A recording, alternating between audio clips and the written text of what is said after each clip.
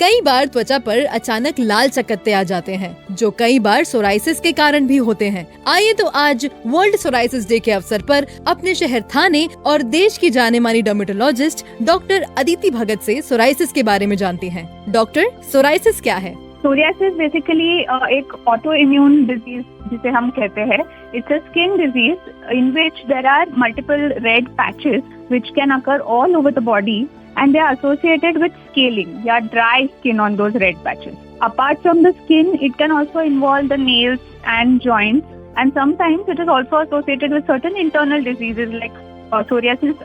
People with psoriasis are prone to metabolic diseases like heart disease, etc. So it is a multi-system disease, but primarily वो skin को involve करता है. Apart from the skin, it can be associated with cardiovascular diseases, मतलब psoriatic patients में heart diseases का प्रमाण और cholesterol का प्रमाण भी थोड़ा सा हाई माना जाता है।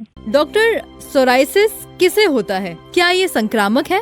So psoriasis is absolutely non-contagious. Okay, so there are certain triggering factors which can aggravate the psoriasis. So for example, whenever there is a extreme change in the weather, जैसे कि बहुत गर्मी है या बहुत ठंडी है, या फिर कहीं पे कुछ इंजरी बार बार हो रही है, तो psoriasis commonly friction prone areas जैसे एल्बोज है, नीज है, स्कैल्प है, जहाँ पे रोज कोम करते हैं, तो ये माइक्रो इंजरीज जहाँ पे होती है वहाँ पे वो ट्रिगर हो जाता है। या फिर whenever you get a cough cold, तो स्ट्रेप्टोकोकल इन्फेक्शन या स्टेफाइलोकोकल इन्फेक्शन जो बोलते हैं, बैक्टीरियल इन्फेक्शन, ये भी एक ट्रिगरिंग उसके लिए पॉइंट्स रहते हैं। अच्छा डॉक्टर, सोराइसिस के कारण क्या है? तो like I said, psoriasis auto immune disease है। ऑटो इम्यून मतलब अपनी जो इम्यून सिस्टम रहती है, रोग प्रतिकार शक्ति रहती है, उसमें बहुत सारे मॉलिक्यूल्स रोल प्ले करते हैं। तो कभी कभार ये इनमें से कोई भी एक मॉलिक्यूल में अगर थोड़ा इम्बैलेंस हो जाता है तो वो बीमारी हो जाती है।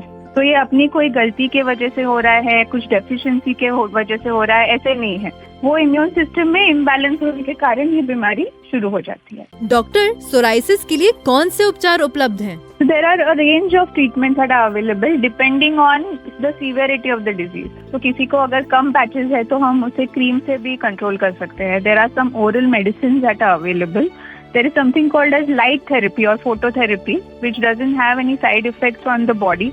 And also now the latest ones are injections, which are which target the specific molecules which are involved in the disease process. Thank you. क्या सोराइसिस ठीक हो सकता है? Yes, बिल्कुल सोरियासिस को ठीक किया जा सकता है। जैसे हमें पता है कि बीपी और शुगर को हम कंट्रोल में रख सकते हैं, वैसे सोरियासिस को हम कंट्रोल में रख सकते हैं। तो जब भी सोरियासिस बढ़ जाता है तभी मेडिसिन से उसको हम कंट्रोल में रख सकते हैं, डेफिनेटली।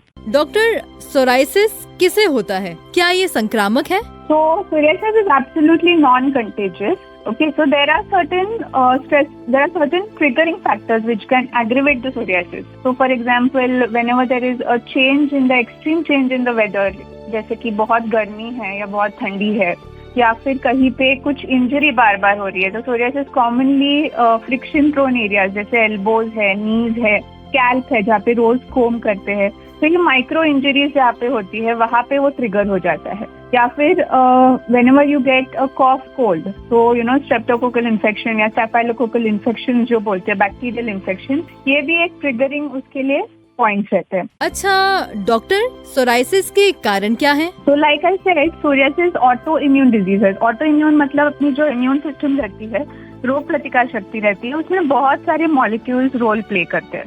तो कभी कभार ये इनमें से कोई भी एक मॉलिक्यूल में अगर थोड़ा इम्बैलेंस हो जाता है तो वो बीमारी हो जाती है।